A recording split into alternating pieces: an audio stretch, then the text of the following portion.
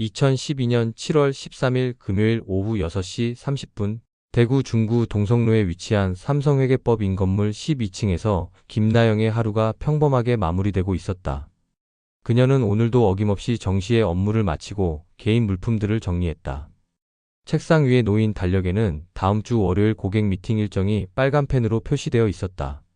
나영은 그 미팅을 영원히 참석할 수 없다는 사실을 전혀 모르고 있었다.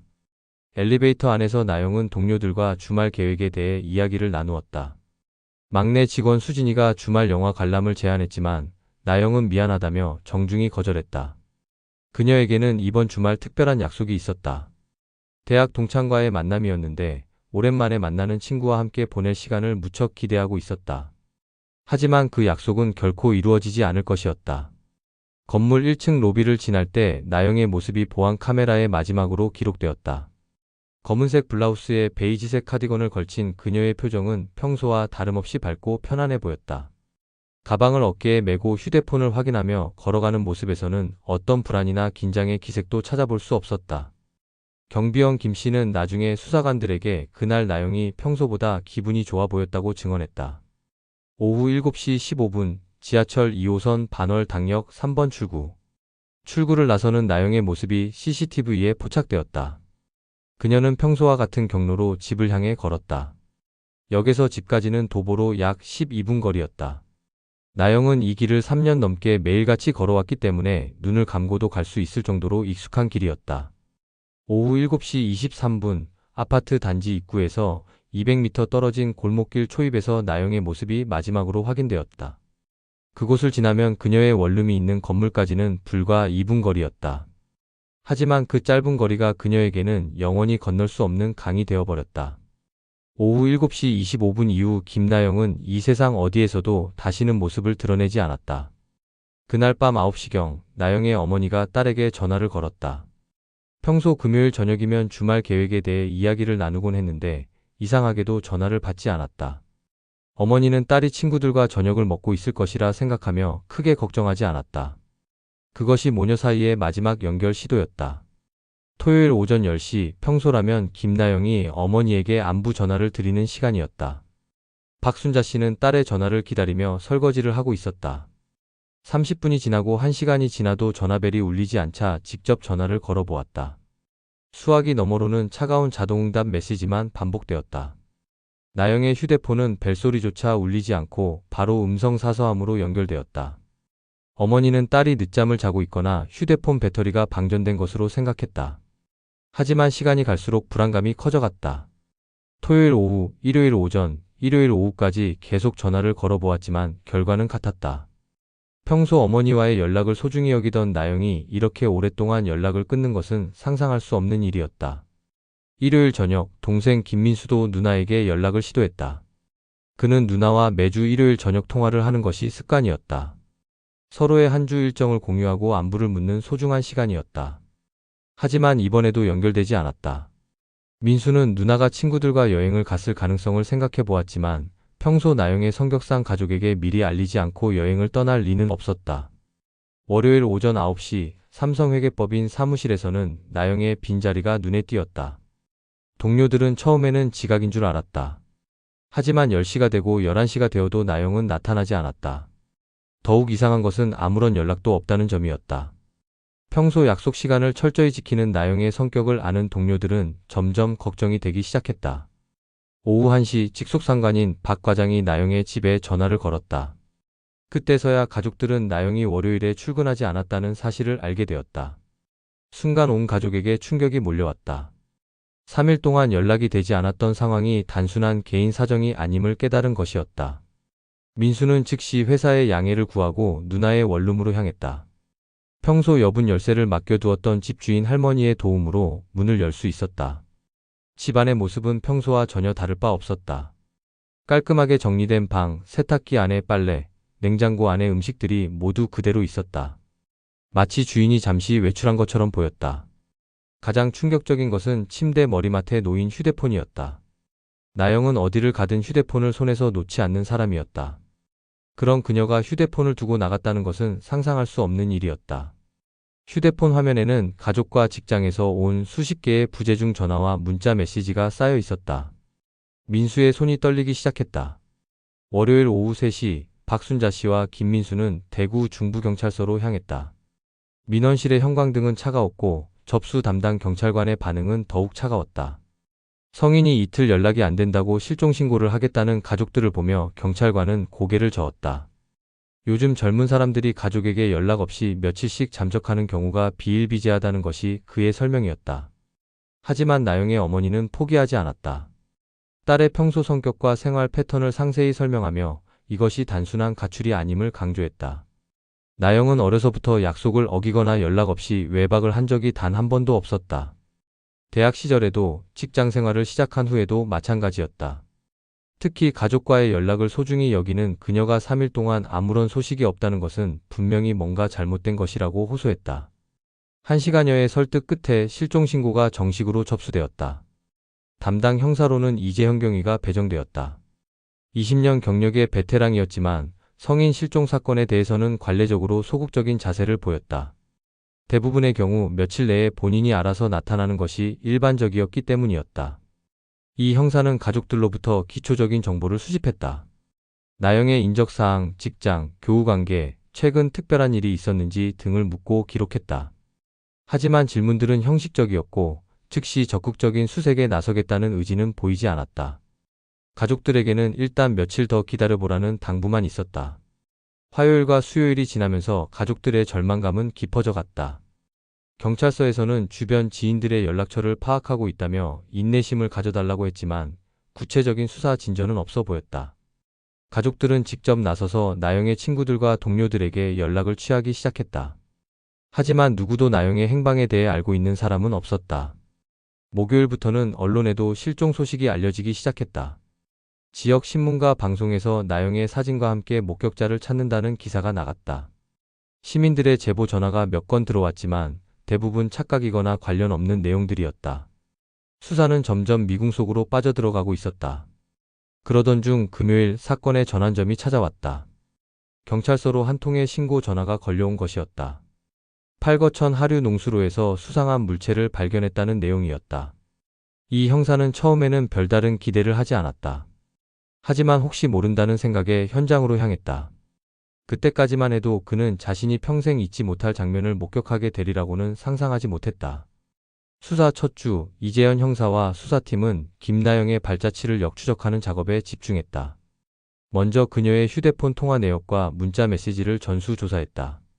7월 13일 금요일까지의 모든 통신 기록을 분석한 결과 특별히 의심스러운 내용은 발견되지 않았다. 마지막 통화는 오후 4시, 회사 동료와 다음 주 업무에 관한 평범한 대화였다. 신용카드 사용 내역도 면밀히 검토했다. 실종 당일인 13일에는 점심시간에 회사 근처 식당에서 7,000원을 결제한 것이 마지막이었다. 이후로는 어떤 카드 사용 기록도 없었다. 은행 계좌 역시 마찬가지였다. 현금 인출이나 계좌 이체 등 어떤 금융 거래도 이루어지지 않았다. 이는 나영이 자발적으로 사라진 것이 아님을 시사하는 중요한 단서였다. CCTV 추적이 본격적으로 시작되었다. 나영의 퇴근 경로를 따라 설치된 모든 카메라의 영상을 확보하여 분석했다.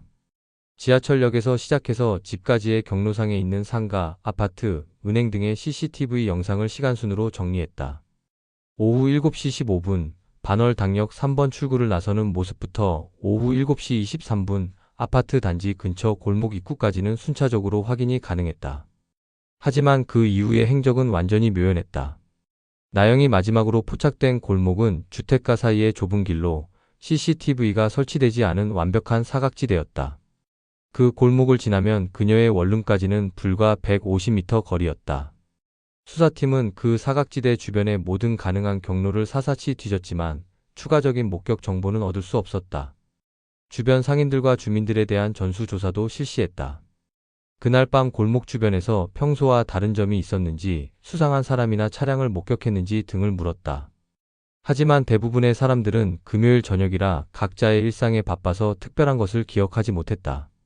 몇몇 주민들이 밤늦게 큰 소리가 들렸다고 증언했지만 정확한 시간이나 위치가 불분명해 결정적인 단서가 되지는 못했다. 나영의 인간관계에 대한 조사도 병행되었다. 대학 동창들, 직장 동료들, 이웃들을 차례로 만나 최근 나영의 상태나 특별한 고민이 있었는지 물어보았다. 하지만 모든 사람들의 증언은 일치했다. 나영은 평소와 다름없이 밝고 성실했으며 특별한 스트레스나 문제가 있어 보이지 않았다는 것이었다. 누구도 그녀가 위험에 처할 만한 이유를 떠올릴 수 없었다. 일주일이 지나고 열흘이 지나면서 수사는 점점 교착 상태에 빠져들었다. 새로운 단서나 목격자는 나타나지 않았고 기존의 증거들만으로는 나영의 행방을 추적하기 어려웠다. 가족들의 초조함은 극에 달했고 언론에서도 경찰의 수사 능력에 대해 의문을 제기하기 시작했다. 하지만 7월 23일 모든 것을 바꿔놓을 결정적인 발견이 이루어지게 되었다. 2012년 7월 23일 월요일 새벽 5시 30분 대구 외곽 팔거천 하류 농수로에서 일상적인 산책을 하던 김영수 어르신의 하루가 평범하지 않게 시작되었다. 30년 넘게 매일 같은 시간에 같은 길을 걷던 그에게도 이런 경험은 처음이었다. 물가에 떠있는 검은색 중형 여행 가방이 그의 시선을 사로잡았다. 처음에는 누군가 버린 쓰레기려니 생각했다. 하지만 가방의 상태가 심상치 않았다.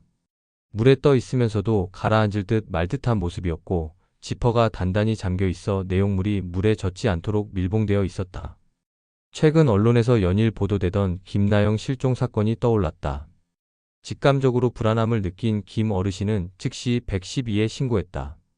오전 7시 신고를 받은 대구 중부경찰서에서는 즉시 현장 출동 지시가 내려졌다. 담당 형사 이재현을 비롯해 과학수사요원, 소방서 구조대가 현장으로 급파되었다. 농수로는 평소 수심이 얕아 성인 무릎 정도 높이의 물이 흐르고 있었다. 가방은 물의 흐름을 따라 천천히 움직이고 있었지만 무게 때문에 완전히 떠내려가지는 않고 있었다. 현장을 봉쇄한 후 신중하게 가방을 건져 올렸다. 무게는 약 40kg 정도로 추정되었고 가방 자체의 무게를 제외하면 상당한 내용물이 들어있음을 알 수 있었다. 가방 외관에는 전이라는 브랜드명이 새겨져 있었고 여러 곳에 찢어진 자국과 마모된 흔적들이 보였다. 가장 긴장되는 순간이 찾아왔다. 이재현 형사의 손이 떨리며 지퍼를 열기 시작했다. 10cm, 20cm. 지퍼가 열릴 때마다 현장에 있던 모든 사람들의 숨소리가 멈춰갔다. 완전히 열린 가방 안에서 드러난 것은 상상하고 싶지 않았던 최악의 상황이었다. 검은색 비닐봉지에 쌓여진 시신이 발견되었다. 부패가 상당히 진행된 상태였지만 시신의 옷차림과 소지품을 통해 실종된 김나영일 가능성이 높다는 것을 즉시 확인할 수 있었다. 특히 그녀가 실종 당일 착용했던 검은색 블라우스와 베이지색 카디건이 그대로 남아있어 신원 확인의 결정적인 단서가 되었다. 현장은 즉시 광범위하게 봉쇄되었고 국립과학수사연구원에 정밀 감정을 의뢰했다. 가방과 시신은 부검을 위해 대구 경북대학교 병원으로 이송되었다.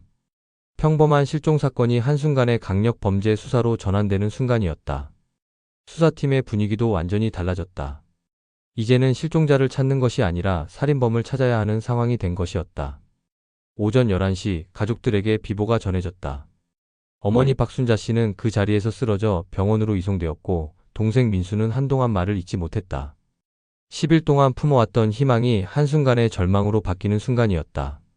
사건의 성격이 완전히 바뀌면서 수사팀도 대폭 보강되었고 경찰청에서 특별수사본부 구성이 지시되었다. 2012년 7월 23일 오후 2시 KBS 뉴스 속보가 전국으로 타전되었다. 대구 실종 여성 시신으로 발견. 여행 가방에서 충격적 발견이라는 헤드라인이 모든 언론사의 긴급 뉴스로 보도되었다. 인터넷 포털 사이트의 메인 화면을 가득 채운 충격적인 기사들이 온 국민의 시선을 대구로 집중시켰다. 언론의 반응은 폭발적이었다. 평범한 회계사였던 김나영의 사진이 연일 신문 일면과 뉴스톱을 장식했다. 여행가방 살인사건이라는 명칭이 붙으면서 사건은 전국적인 관심사로 떠올랐다. 특히 시신이 여행가방에서 발견되었다는 충격적인 사실이 시민들의 공포와 분노를 자극했다. 대구 지역 언론들은 연일 특별 편성을 통해 사건을 집중 보도했다. 김나영이 마지막으로 목격된 골목 현장에는 취재진들이 몰려들었고 그 골목 앞에는 시민들이 가져온 꽃다발과 추모 메시지들이 놓이기 시작했다. 나영이를 잊지 않겠습니다. 범인을 꼭 잡아주세요 라는 글귀들이 골목 입구를 가득 채웠다. 사회적 파장도 컸다. 대구 지역 30대 여성들의 야간 외출이 현저히 줄어들었고 심야 택시 이용률이 급증했다. 특히 나영이 다니던 회사 주변과 그녀가 살던 아파트 단지 주민들의 불안감은 극에 달했다. 아파트 관리 사무소에는 보안 강화 요구가 빗발쳤고 경비원들의 순찰 횟수도 대폭 늘어났다. 정치권에서도 이 사건에 주목했다. 대구 지역 국회의원들은 연이어 성명을 발표하며 신속한 수사와 범인 검거를 촉구했다. 야당에서는 여성 안전 대책의 부실함을 지적하며 정부를 비판했고 여성 단체들은 강력한 처벌과 재발 방지 대책 마련을 요구하는 성명을 발표했다. 경찰 수사본부에도 변화가 있었다. 사건의 중대성을 인식한 경찰청에서는 특별수사본부를 구성하고 수도권의 베테랑 수사관들을 대구로 파견했다. 수사팀은 기존의 5명에서 20명으로 대폭 확대되었고 과학수사 지원도 강화되었다. 이재현 형사는 수사본부장 직속으로 배치되어 사건 수사를 총괄하게 되었다. 언론의 관심이 높아지면서 목격자 제보도 급증했다. 사건 당일 밤 수상한 사람이나 차량을 봤다는 신고가 하루에 수십 건씩 들어왔다. 하지만 대부분은 확인 결과 사실과 다르거나 관련이 없는 내용들이었다. 수사팀은 제보 분석만으로도 상당한 인력을 투입해야 했다. 특히 인터넷 커뮤니티와 SNS에서는 추측성 글들이 난무했다. 범인에 대한 추정, 사건의 배경에 대한 각종 이론들이 쏟아져 나왔다. 일부는 수사에 도움이 되는 합리적인 추론도 있었지만 대부분은 근거 없는 소문이나 가짜 정보들이었다. 수사팀은 이런 잘못된 정보들로 인한 혼란을 방지하기 위해 정기적인 브리핑을 실시하기로 했다. 사건 발생 일주일 후 첫 번째 공식 브리핑이 열렸다. 수사본부장은 현재까지의 수사 현황을 발표하면서 시민들의 협조를 당부했다. 특히 7월 13일 밤 오후 7시부터 10시 사이 나영이 마지막으로 목격된 골목 주변에서 목격한 수상한 정황이 있다면 적극 신고해달라고 요청했다. 국립과학수사연구원의 부검 결과가 발표된 것은 시신 발견 3일 후인 7월 26일이었다. 사인은 목 부위에 가해진 강한 외력에 의한 질식사로 판명되었다. 목뼈 손상과 연조직 출혈 양상을 분석한 결과 상당한 힘으로 목을 압박당했음을 알 수 있었다. 또한 시신의 부패 정도와 위 내용물 분석을 통해 사망 시점은 실종 당일인 7월 13일 밤 9시에서 11시 사이로 추정되었다. 부검 과정에서 추가적인 중요한 발견들이 있었다. 나영의 손톱 밑에서 다른 사람의 피부 조직이 발견되었는데 이는 그녀가 저항 과정에서 가해자를 핥힌 것으로 보였다. 또한 옷에서 발견된 섬유 조각들 중 일부는 나영의 옷에서 나온 것이 아닌 외부 물질로 확인되었다. 이러한 물적 증거들은 범인을 특정하는 데 결정적인 단서가 될 수 있었다. 수사팀은 김나영의 인간관계를 전면적으로 재조사하기 시작했다. 직장 동료들, 대학 동창들, 학창시절 친구들, 이웃 주민들까지 그녀와 관련된 모든 인물들이 다시 한번 조사 대상이 되었다. 특히 최근 6개월 동안 나영과 접촉했던 남성들에 대해서는 더욱 세밀한 조사가 이루어졌다. 가장 먼저 조사받은 것은 6개월 전까지 나영과 교제했던 남자친구 박준호였다. 그는 대구의 한 중견기업에서 근무하는 회사원으로 나영과는 1년 반 정도 교제한 후 지난해 12월 헤어졌다. 헤어진 이유는 결혼에 대한 견해 차이였으며 이후에도 가끔 연락을 주고받는 사이였다고 진술했다. 박준호의 알리바이 조사는 철저하게 이루어졌다. 7월 13일 당일 그는 부산 출장 중이었으며 오후 6시부터 밤 11시까지 거래처 임직원들과 함께 있었다는 사실이 확인되었다. 부산의 호텔 CCTV와 신용카드 사용 내역, 동행자들의 증언이 모두 이를 뒷받침했다. 따라서 그는 용의선상에서 제외되었다. 하지만 수사 과정에서 예상치 못한 인물이 부상했다. 나영이 거주하던 아파트 관리사무소에서 근무하는 정민기였다. 그는 2년 전부터 그 아파트에서 관리 업무를 담당하고 있었으며 평소 나영에게 관심을 보여왔던 것으로 알려졌다. 아파트 주민들의 증언에 따르면 정민기는 종종 나영에게 말을 걸려고 했고 몇 차례 개인적인 만남을 제안했지만 번번이 거절당했다고 했다. 특히 올해 들어서는 나영이 정민기를 의도적으로 피하는 듯한 모습을 보였다고 여러 주민들이 증언했다. 엘리베이터에서 마주치면 어색한 분위기가 되곤 했다는 것이었다. 더욱 중요한 것은 정민기의 7월 13일 행적이었다. 평소 오후 6시에 퇴근하는 그가 그날은 늦게까지 사무소에 남아 있었다고 동료가 증언했다. 오후 8시경 사무소를 나서는 것을 본 주민도 있었다. 이 시간은 나영이 집으로 향하던 시간과 거의 일치했다. 정민기에 대한 조사가 본격화되면서 그의 평소 행동 패턴도 주목받기 시작했다. 아파트 관리사무소 CCTV를 분석한 결과 그는 나영이 출퇴근하는 시간대에 맞춰 사무소 앞을 서성이는 모습이 여러 차례 포착되었다. 또한 그의 개인 컴퓨터에서는 나영의 SNS 계정을 지속적으로 방문한 기록도 발견되었다. 정민기에 대한 본격적인 조사가 시작된 것은 7월 28일부터였다. 처음 경찰서에 출석했을 때 그의 태도는 평온해 보였다.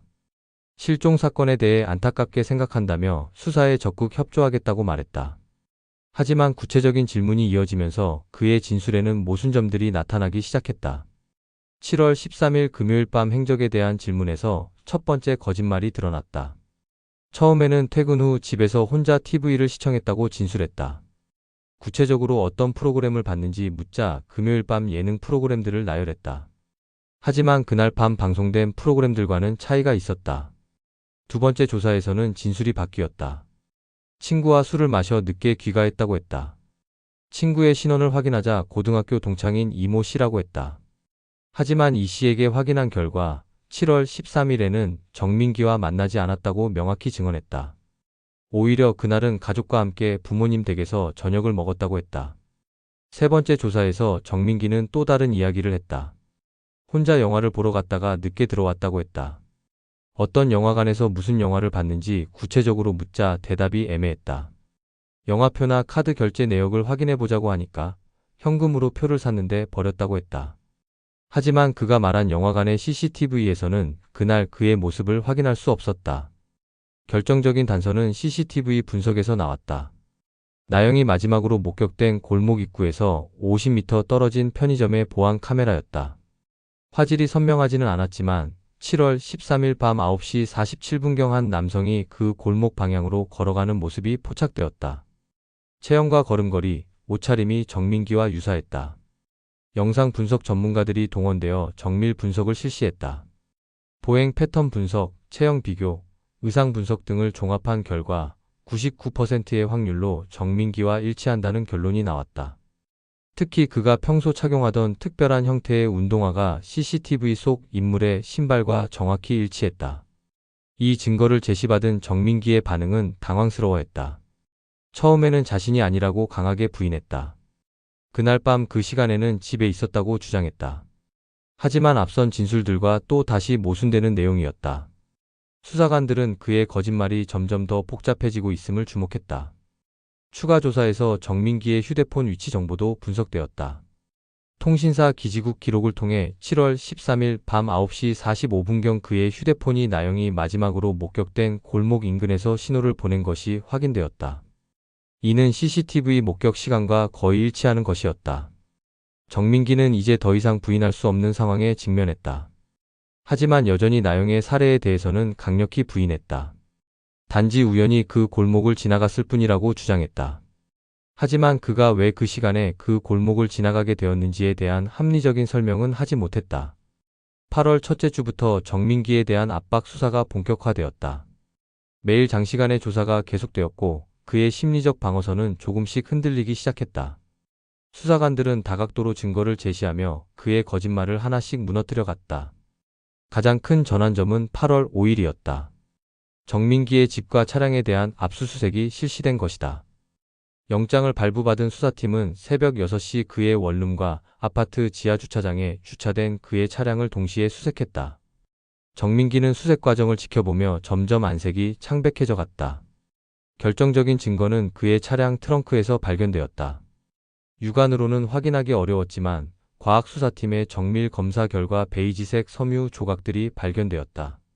이 섬유들을 국과수에서 분석한 결과 나영이 실종 당일 착용했던 베이지색 카디건의 섬유와 성분이 일치했다. 또한 트렁크 바닥에서 미세한 혈흔도 발견되었다. 루미놀 반응 검사를 실시한 결과 세척했음에도 불구하고 혈액 반응이 나타났다. DNA 감정을 의뢰한 결과 이 혈액은 김나영의 것으로 확인되었다. 정민기가 아무리 청소를 했다고 해도 과학수사의 눈을 속일 수는 없었다. 정민기의 집에서도 중요한 증거가 나왔다. 세탁기 안에서 검은색 운동복이 발견되었는데 이 옷에서도 김나영의 DNA가 검출되었다. 또한 그의 컴퓨터 하드디스크에서는 삭제된 인터넷 검색 기록이 복구되었다. 7월 14일과 15일에 시신 처리, 증거 인멸, 여행 가방 등의 검색어로 관련 정보를 찾아본 기록이 남아 있었다. 가장 결정적인 증거는 여행 가방에서 나왔다. 가방의 손잡이 부분에서 정민기의 지문이 선명하게 발견되었다. 또한 가방 내부에서도 그의 DNA가 검출되었다. 이제 정민기와 이 사건을 연결하는 물적 증거들이 완벽하게 갖춰진 상황이었다. 이 모든 증거들을 제시받은 정민기는 더 이상 버틸 수 없었다. 8월 8일 마침내 일부 사실을 시인하기 시작했다. 7월 13일 밤 골목에서 나영과 마주쳤고 대화를 시도했다고 털어놓았다. 평소 자신의 감정을 표현하고 싶었는데 나영이 차갑게 거절하자 감정이 격해졌다고 했다. 하지만 여전히 살인 의도는 부인했다. 실수로 밀쳤는데 나영이 넘어져 머리를 다쳤고 그 충격으로 의식을 잃었다고 주장했다. 당황한 나머지 나영을 자신의 차에 태워 병원으로 가려고 했는데 가는 도중 숨을 거두었다고 했다. 그래서 패닉 상태에서 시신을 유기하게 되었다는 것이 그의 주장이었다. 하지만 부검 결과와는 맞지 않는 진술이었다. 나영의 사인은 분명히 목 부위 압박에 의한 질식사였지 머리 외상에 의한 것이 아니었다. 또한 미리 준비된 여행 가방 치밀한 시신 처리 과정을 보면 우발적 사고라고 보기 어려웠다. 수사팀은 정민기가 여전히 진실을 숨기고 있다고 판단했다. 8월 12일 정민기는 살인 혐의로 정식 구속되었다. 구속영장 실질심사에서 판사는 도주나 증거인멸의 우려가 크다며 구속을 결정했다. 이로써 사건은 기소를 위한 마지막 단계로 접어들었다. 하지만 정민기는 끝까지 계획적 살인을 부인하며 우발적 사고였다고 주장을 굽히지 않았다. 2013년 3월 15일 오전 10시 대구지방법원 제2형사부 대법정에서 정민기 살인사건의 선고 공판이 열렸다. 방청석에는 김나영의 가족들과 친지들, 그리고 사건에 관심을 갖던 시민들과 기자들로 가득 찬 가운데 재판장의 판결 선고가 시작되었다. 8개월여에 걸친 긴 재판이 마침내 막을 내리는 순간이었다. 재판부는 정민기의 범행을 계획적 살인으로 인정했다. 미리 준비된 여행 가방, 치밀한 시신 운반과 은닉 과정, 사건 후 증거인멸을 위한 인터넷 검색 등을 종합할 때 우발적 범행이라고 보기 어렵다는 것이 재판부의 판단이었다. 특히 피해자를 지속적으로 스토킹하다가 범행에 이른 점도 중요하게 고려되었다. 재판장은 정민기에게 징역 20년을 선고했다. 피고인은 일방적인 감정을 거부당했다는 이유로 아무런 잘못이 없는 피해자를 잔혹하게 살해했다며 범행 후에도 시신을 유기하여 유족들에게 더 큰 고통을 안겨준 점을 감안하여 중형을 선고한다고 판시했다. 판결문이 낭독되는 동안 나영의 어머니 박순자 씨는 끝내 오열했다. 8개월 동안 참아왔던 분노와 슬픔이 한 번에 터져 나왔다. 동생 민수도 주먹을 꽉 쥔 채 눈물을 흘렸다. 그들에게는 아무리 무거운 형량도 누나와 딸을 되돌려줄 수는 없다는 현실이 더욱 절망적이었다. 정민기는 끝까지 자신의 무죄를 주장했다. 최후 진술에서도 저는 김나영 씨를 죽이려고 한 것이 아닙니다. 모든 것이 실수였습니다. 라고 호소했다. 하지만 재판부는 그의 주장을 받아들이지 않았다. 너무나 많은 증거들이 그의 계획적 범행을 입증하고 있었기 때문이었다. 사건이 공식적으로 마무리된 후에도 풀리지 않는 의문들이 남았다. 정민기가 왜 하필 그날 밤 나영을 기다렸는지, 범행을 결심하게 된 직접적인 계기가 무엇인지는 끝내 밝혀지지 않았다. 그는 재판 과정에서도 그날 밤의 구체적인 상황에 대해서는 일관되지 않는 진술만 반복했다. 또 하나의 미스터리는 여행 가방이었다. 정민기가 언제, 어디서 그 가방을 구입했는지도 명확하지 않았다. 가방에 새겨진 전이라는 브랜드명이 아이러니하게 느껴졌다. 나영의 인생 여행은 그날 밤 30세의 나이로 영원히 끝났지만 그녀를 기억하는 사람들의 아픔은 계속되고 있었다. 사건 발생 12년이 지난 2024년 현재도 팔거천 농수로를 지나는 사람들은 때때로 그날을 기억한다. 나영이 발견된 그 자리에는 작은 추모비가 세워져 있고 매년 7월 23일이면 그녀를 기억하는 사람들이 찾아와 꽃을 놓고 간다.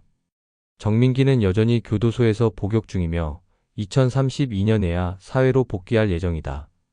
사건은 끝났지만 진실은 여전히 완전하지 않다. 그날 밤 그 골목에서 정확히 무슨 일이 벌어졌는지, 정민기의 마음속 깊은 곳에 있던 진짜 동기가 무엇이었는지는 아무도 모른다.